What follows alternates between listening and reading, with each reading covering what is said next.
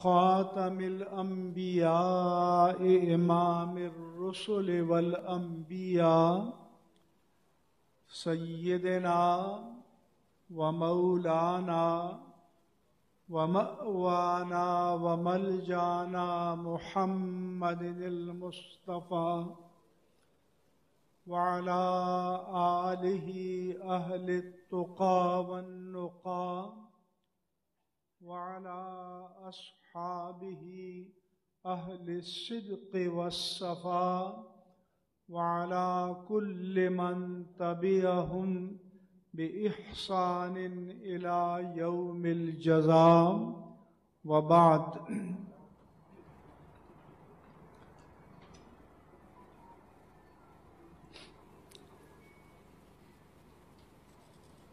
آج کے پروگرام کے sponsor Islamic hands foundation international اور ہیلپنگ ہینڈز فاؤنڈیشن انٹرنیشنل اور فیضان اسلام اسلامک سینٹر انٹرنیشنل لندن و مانچسٹر، علامہ غلام ربانی افغانی صاحب اور ہمارے جو مجلس منتظمہ کے مقتدر حضرات ہیں جو آپ کے سامنے آئے اور اپنے محبت بھرے اور مبالغہ آمیز خیالات کا اظہار کیا، اس سارے نظم میں، انعقاد میں، اس کی دعوت میں، تشکیل میں، ترتیب میں، ان سب کا پورا اور برابر کا حصہ ہے. وقت چونکہ کم ہے اس لیے سب کا پھر نام لینا یہ مشکل ہے، اور سیلانی ویلفیئر ٹرسٹ انٹرنیشنل کے حضرت مولانا بشیر فاروق قادری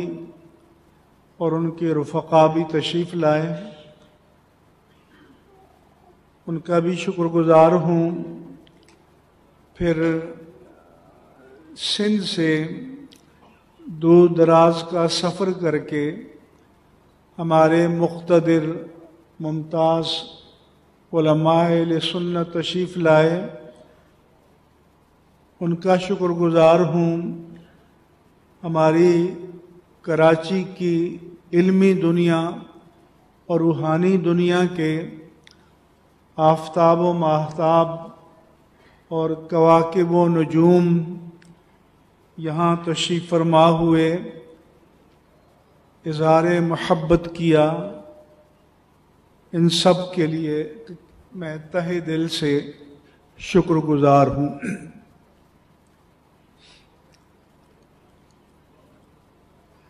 میں نے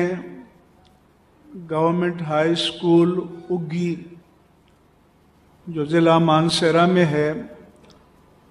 وہاں سے 1961 میں میٹرک کیا. ہمارا خاندان چونکہ علمی تھا اس لیے ابتدائی تعلیم اسکولنگ کے ساتھ اپنے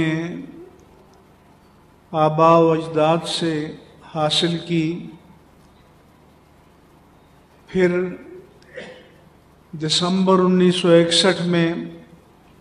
لاہور آیا، جامعہ نظامیہ رضویہ میں استاذ العلماء علامہ مفتی محمد عبد القیوم ہزاروی رحمہ اللہ تعالی کے پاس تعلیم کا سلسلہ جاری رکھا۔ پھر جب جامعہ اسلامیہ بہاولپور قائم ہوا تو چونکہ غزالی زماں راضی دوران علامہ سید احمد سعید کاظمی رحمہ اللہ تعالی وہاں شیخ الحدیث کے منصب پر فائز ہوئے تو ہمیں وہاں بھیجا گیا۔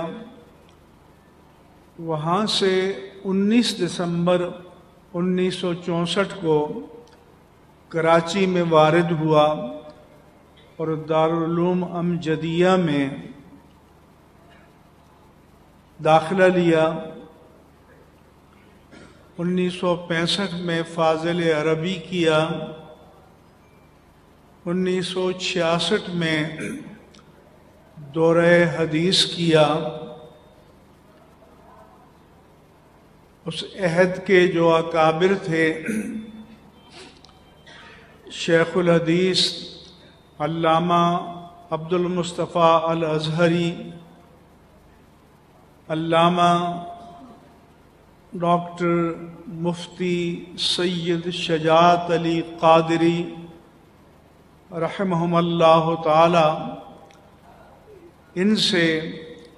تلمس کا رشتہ قائم ہوا۔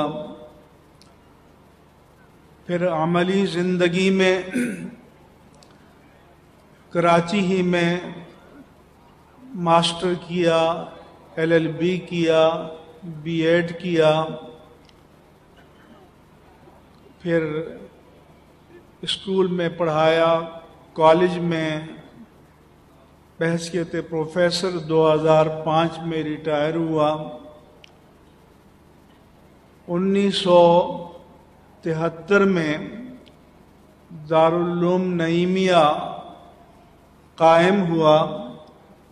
تو اس میں جنرل سیکریٹری کی حیثیت سے میں ٹرسٹ میں شامل ہوا۔ ہمارے استاد محترم علامہ ڈاکٹر مفتی سید شجاعت علی قادری رحمہ اللہ تعالی مینیجنگ ٹرسٹی اور محتمم تھے اور میں جنرل سیکریٹری تھا، اور ہمارے ساتھ استاد العلماء علامہ جمیل احمد نعیمی رحمہ اللہ تعالی بھی ٹرسٹی اور ناظم تعلیمات تھے،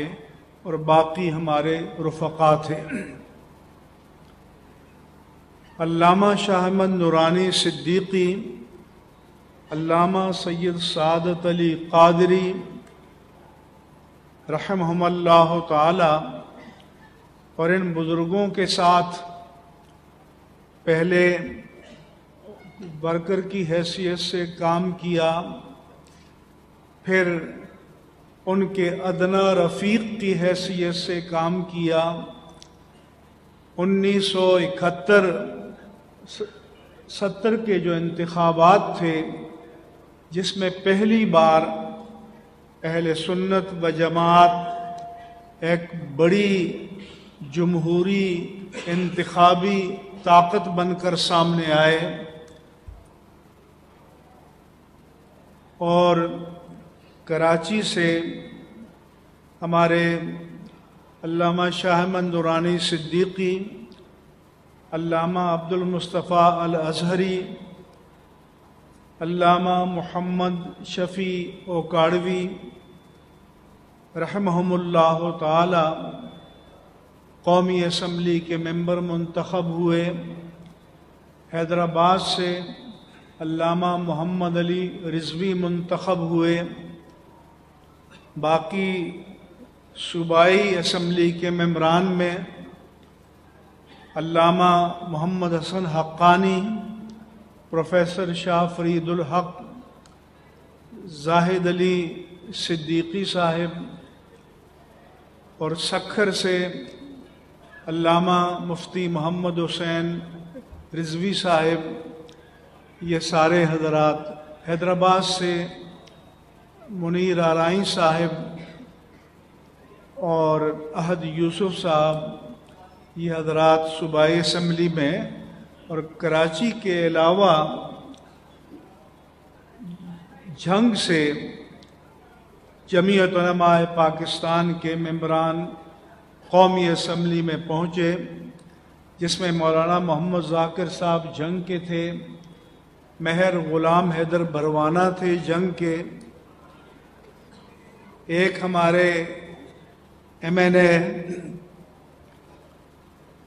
مظفر گڑھ سے تھے غالباً، ایک بڑی سیاسی قوت کے طور پر اہل سنت و جماعت، اور 70 میں اہل سنت و جماعت کی وہی پوزیشن تھی جو بعد میں کبھی MQM کو حاصل ہوئی کہ کراچی کی گلی گلی میں جماعت اہل سنت کے دفاتر تھے، ورکر تھے، اور لوگ اتنے موٹیویٹڈ تھے کہ اپنے پاس سے پیسے خرچ کرتے اور اپنے پاس سے دفاتر کھولتے، اپنے پاس سے کمپین چلاتے، اور اللہ نے اہل سنت کو اس وقت عروج عطا فرمایا۔ بعد میں 1985 میں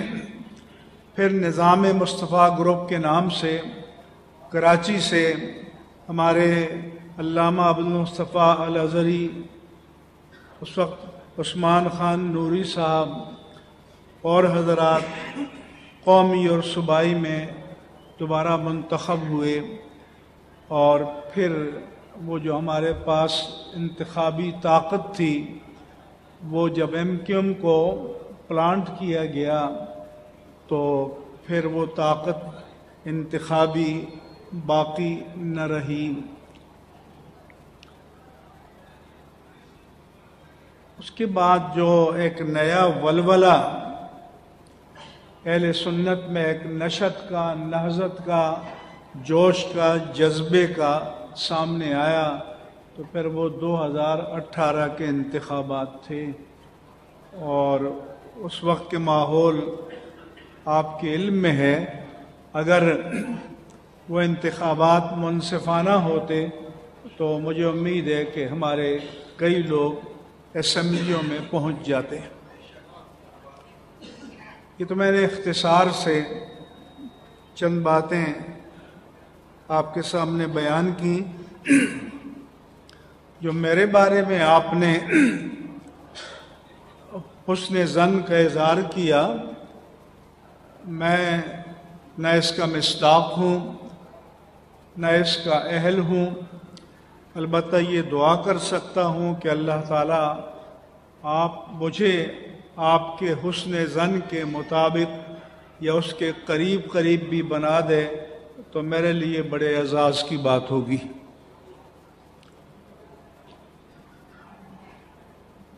میرا مزاج یہ رہا، اور جو امام اہل سنت کی تعلیمات ہیں کہ ایک تو اصول دین ہیں، اگر اصول دین میں سے کوئی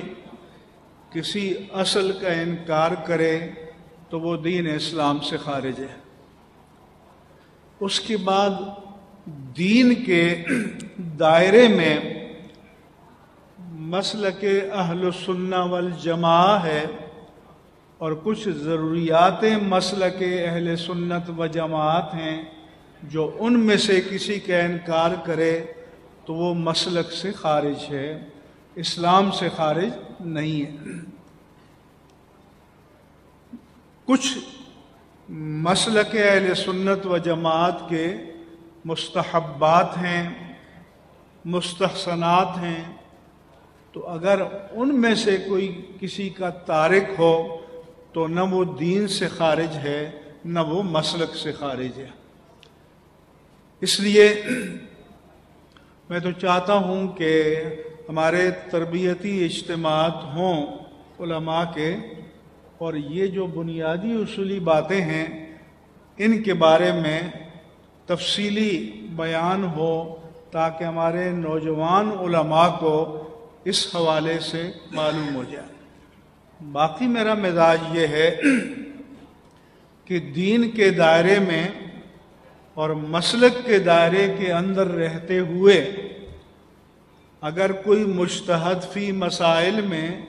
اپنے دلائل کی بنیاد پر کوئی رائے قائم کرے تو وہ مسلک میں رہے گا،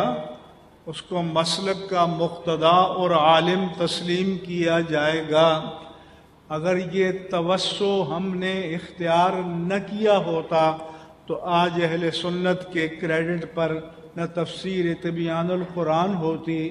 نہ تفسیر تبیان الفرقان ہوتی، نہ شرح صحیح مسلم ہوتی، نہ نعمت الباری ہوتی۔ لیکن آج دنیا کی کسی لائبریری میں چلے جائیں تو ہمارا علمی پہچان یہی کتابیں ہیں، اور ہم نے اس وقت جو ہمارے تنگ نظر حضرات تھے تو ان کی تمام تر باتوں کو برداشت کیا اور یہ چاہا کہ دین کا کام جو ہمارے ادارے میں ہو سکتا ہے اسے ہونے دیا جائے۔ چنانچہ آج قرآن تفسیر و حدیث پر جتنا کام دارالعلوم امجدیہ میں ہوا، نعیمیہ میں ہوا ہے، وہ پورے بر صغیر پاک و ہند میں کسی ایک ادارے میں نہیں ہوا۔ شرح جامع ترمذی بھی جاری ہے، شرح ابو داؤد بھی جاری ہے، اور انشاءاللہ تعالی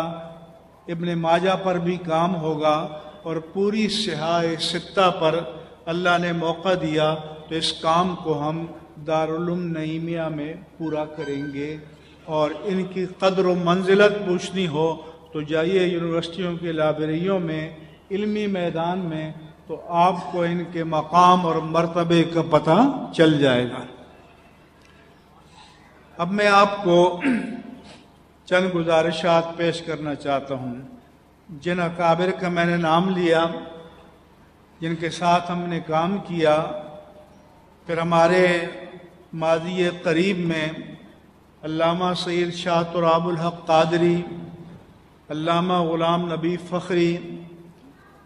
علامہ غلام دستگیر افغانی، علامہ غلام محمد سیالوی، استاد العلماء علامہ جمیل احمد نعیمی رحمہم اللہ تعالی اجمعین، وہ ہم سے جدا ہو گئے۔ اب ایک ہمارے علامہ مفتی رفیق الحسنی صاحب، جو ہمارے پرانے ساتھی جن کے ساتھ ہم عرصہ دراز سے چلتے رہے، تو یہ ہمارے درمیان موجود ہیں۔ اللہ تعالیٰ صحت و سلامتی کے ساتھ ان کو لمبی زندگی عطا فرمائے۔ جو گزارشات میں آپ کو کرنا چاہتا ہوں وہ یہ ہے کہ ایک تو ہم سب کو رب ذوالجلال کا شکر ادا کرنا چاہیے کہ اس نے اپنے حبیب مکرم صلی اللہ علیہ وآلہ وسلم کے طفیل ایک بہت بڑا فساد اور کشت و خون اور قتل و غارت جن کی منصوبہ بندی کی جا چکی تھی، اللہ تعالیٰ نے اس سے ہمیں محفوظ فرما لیا۔ یہ اللہ کا کرم، اس کے حبیب کریم کا سایہ عاطفت کہ جس کی وجہ سے اہل سنت و جماعت بطور خاص اور ہمارا وطن عزیز پاکستان ایک بہت بڑے فساد سے بچ گیا۔ اس میں جن جن ہمارے احباب کی کاوشیں ہیں، میں دعا کرتا ہوں کہ اللہ تعالیٰ سب کو اس کا بے پایاں اجر و ثواب عطا فرمائے، اور جن کے پاس قوت فیصلہ تھی انہوں نے اس مسئلے میں ہمارے ساتھ تعاون کیا، اللہ تعالیٰ ان کو بھی اجر عطا فرمائے۔ اس کے بعد میں، اور اس پر ہمیں کسی تفاخر کا، کبر کا، غرور کا، نخوت کا مظاہرہ نہیں کرنا چاہیے۔ ہمیں پیکر عجز و انکسار بننا چاہیے۔ ہم کیا ہوتے ہیں اور کیا بیچتے ہیں، ہماری کیا حیثیت ہے، یہ اللہ کے دین کی برکت ہے، اور یہ اللہ کا فضل و کرم ہے، یہ اللہ کے حبیب کریم کی شان کریمی ہے کہ اللہ تعالیٰ نے ہمیں بہت بڑی تباہی سے بچا لیا۔ اب مسائل کیا درپیش ہیں؟ کہ مثلاً سیالکوٹ کا یہ سانحہ ہوا، ہم نے اس کی غیر مشروط مذمت کی، ہم نے کہا کہ قانون کی عملداری ہونی چاہیے اور قانون پر عمل بھی ہونا چاہیے، اور لوگ قانون کو ہاتھوں میں نہ لیں ورنہ انارکی پھیلے گی۔ لیکن آپ نے نیتیں لوگوں کی دیکھیں کہ جیسے ہی یہ سانحہ ہوا تو سارا میڈیا، سوشل میڈیا اور الیکٹرانک میڈیا، مین اسٹریم میڈیا، وہ ایک تنظیم کو نشانہ بنانے پہ تل گیا، اور آج تک ان کے پاس ایک بھی ایویڈنس نہیں ہے کہ وہ تنظیم اس میں ملوث ہے یا اس کا کوئی کارکن اس میں ملوث ہے، لیکن اب تک وہ اس بات پر تلے ہوئے ہیں کہ اس کی آڑ میں ان پر کریک ڈاؤن کیا جائے۔ تو اس لیے آپ کو بیدار رہنے کی ضرورت ہے۔ اس کی آڑ میں یہ کوشش کی جا رہی ہے کہ قانون تحفظ ناموس رسالت کو نشانہ بنایا جائے۔ اس لیے میں نے جہاں جہاں میڈیا پر بات کی اور بامر مجبوری بات کی، آج بھی مجھے بات کرنی پڑی، وہ اس لیے ہے کہ اس کی آڑ میں یہ کوشش کی جا رہی ہے کہ اس قانون کو ختم کیا جائے، کیونکہ باہر سے بھی دباؤ ہے، اور آپ کو پتہ ہے کہ لوگ باہر سے فنڈڈ ہیں، لوگوں کو باہر سے وسائل اس لیے ملتے ہیں کہ اس قانون کا خاتمہ کیا جائے۔ لہذا آپ کو بیدار رہنے کی ضرورت ہے کہ اگر اس قانون کا خاتمہ ہوا تو پھر فری لائسنس مل جائے گا کہ جس کے جوب جی میں آئے مقدسات دین کے بارے میں بکتا پھرے، بولتا پھرے، لکھتا پھرے۔ اس لیے یہ جو ایک سائنٹیفک طریقہ اختیار کیا گیا ہے یہ بہت خطرناک ہے، اور آپ سب کو بیدار ہونے اور بیدار رہنے کی ضرورت ہے۔ اس کے ساتھ ساتھ میں آپ کو یہ کہنا چاہتا ہوں کہ کراچی میں ہمارے لیے یہ بات قابل فخر ہے کہ یہاں علماء اہل سنت کے درمیان اور مدارس اہل سنت کے درمیان باہمی اعتماد کا رشتہ قائم ہے۔ سب علماء ہم کسی بھی اہل سنت کے مدرسے میں جا کر میٹنگ کر سکتے ہیں، مل سکتے ہیں، جمع ہو سکتے ہیں، دوسرے ہمارے اداروں میں آ سکتے ہیں، اور دوسرا میں کہتا ہوں کہ ہماری اصل طاقت جو ہے یہ مدارس ہیں، مدارس کے علماء ہیں، مساجد کے خطباء ہیں، مساجد کے ائمہ ہیں۔ لہذا اس طاقت کو منظم کرنے اور متحد رکھنے کی ضرورت ہے۔ جو فضا ہمارے ہاں ہے، سب لوگ تمنا کرتے ہیں کہ پاکستان کے سب شہروں میں یہی ماحول اور یہی فضا پیدا ہو جائے، اور ہم کوشش بھی کر رہے ہیں کہ اللہ کرے کہ ایسا ہو جائے۔ لیکن آپ کو میری وصیت ہے اور میری نصیحت ہے کہ آپ نے علماء کے درمیان،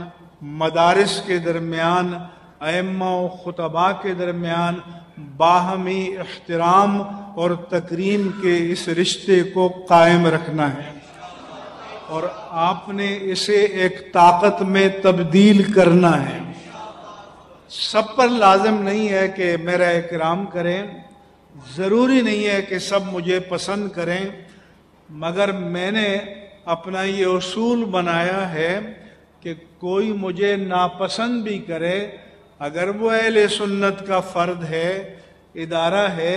اور وہ کسی مشکل میں ہے اور میرے بس میں ہے تو میری دینی اور مسلکی ذمہ داری ہے کہ آل آؤٹ جا کر اس کی مدد کروں اور اس کا ساتھ دوں. اور میں آپ سے کہتا ہوں کہ آپ بھی اسی کو اپنا موٹو بنائیں اور اسی کو اپنا نظریہ بنائیں. دوسرا یہ ہے کہ کچھ آگے گئے، باقی جو ہیں تیار بیٹھے ہیں. لہذا یہ کوئی کمال نہیں ہے کہ ہماری جگہ لینے والا کوئی نہ ہو، بلکہ کمال یہ ہے کہ ہماری جگہ لینے والے ایک نہیں ایک سے زائد افراد موجود ہونے چاہیے. اس لیے میری تو یہ تمنا ہے، آرزو ہے کہ میں اپنے ہوتے ہوئے آپ میں سے کسی کو قیادت سپرد کروں، رہنمائی سپرد کروں، اور میں ایک ورکر کی حیثیت سے ان کے ساتھ دوں، ان کا ساتھ دوں، ان کی حمایت کروں، کیونکہ ہم تب کامیاب ہیں کہ ہمارے مشن کو آگے چلانے والے موجود ہوں. اور اگر ہمارے مشن کو ہمارے بعد چلانے والے موجود نہ ہوئے تو یہ ہماری کامیابی نہیں ہوگی، یہ ہماری ناکامی ہوگی. اس لیے میں آپ تمام جو ہماری ٹیم کے لوگ ہیں ان سے بھی کہتا ہوں، اور باقی میری خواہش ہے کہ ہم اندرون سندھ جائیں، پوری ٹیم لے کر جائیں، ڈویژن کی سطح پر ہم علماء کی کنونشن کریں، کانفرنسیں کریں، اور جو صحیح العقیدہ پیر ہے، جو صحیح العقیدہ مسلک اہل سنت و جماعت اور مسلک اعلی حضرت پر قائم ہمارے علماء ہیں، وہ سب ہمارے سر کا تاج ہیں، سب ہمارے لیے قابل احترام ہیں. ہم ایک ایک کے پاس چل کر جانے کے لیے تیار ہیں، لیکن مسلک میں ملاوٹ کو اور کھوٹ کو برداشت نہیں کیا جائے گا. اور یہ ہمارا بنیادی اصول ہے، قاعدہ ہے اور ضابطہ ہے.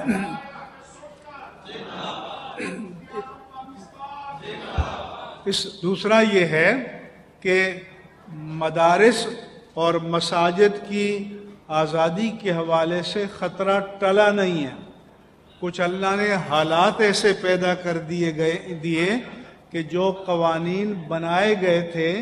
وہ قوانین ابھی معطل ہیں. وہ قوانین کو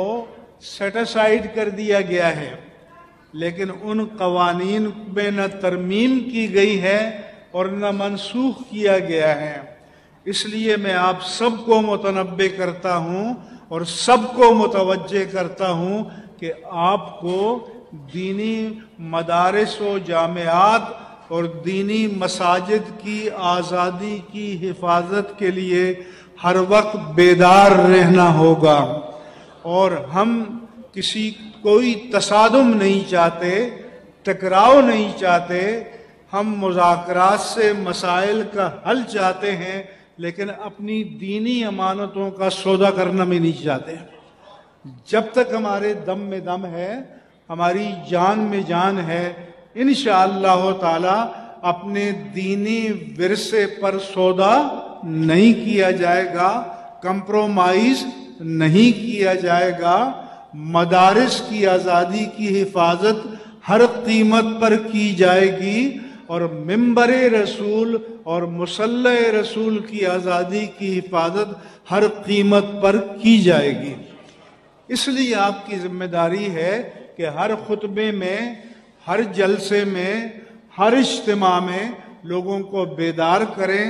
لوگوں کو متوجہ کریں کہ کوئی بھی وقت ایسا آ سکتا ہے کہ آپ کو میدان میں آنے کی دعوت دی جا سکتی ہے. ہمارا موٹو تو یہی ہے کہ لا تتمنوا لقاء العدو، کہ دشمن سے ٹکراؤ کی تمنا نہ کرو، لیکن فیضا لقیتم فاثبتوا، جب ٹکراؤ مسلط کر دیا جائے تو پھر تمہیں ثابت قدم رہنا ہے اور ڈٹ کر رہنا ہے اور جم کر رہنا ہے. اللہ تبارک و تعالی مجھے، آپ، ہم سب کو اس کی توفیق عطا فرمائے اور اس پیمان پر قائم رہنے کی سعادت نصیب فرمائے. وما علیہ الا البلاغ المبین. آپ یہ تشریح رکھیں. جناب ڈاکٹر ابو المکرم قبلہ. ہاں پہلے سلام بعد میں دعا. مصطفیٰ جان رحمت پہلا کو صلاح شمع